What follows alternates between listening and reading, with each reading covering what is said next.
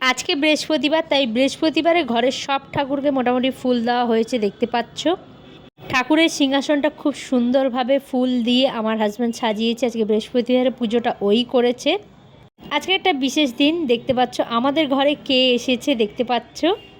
এতদিন রাস্তা দিয়ে যেত আমি দেখেছি, কিন্তু আজকে ফার্স্ট টাইম আমার ঘরের সামনে, দরজার সামনে এসে বেল বাজিয়েছে।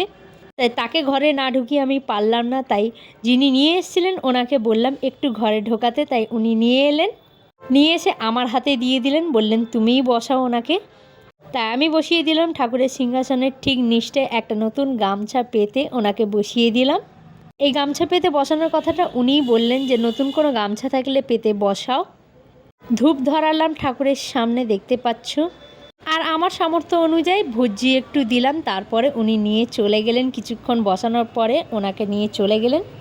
আমার ঘরে যে আজকে এই বৃহস্পতিবারের দিন ভগবান এসে ঘুরে যাবে, এটা জাস্ট ভাবতেই পারিনি আমি আজকে ভীষণ খুশি যে আমার ঘরেও ভগবান এসে একটু বসেছেন।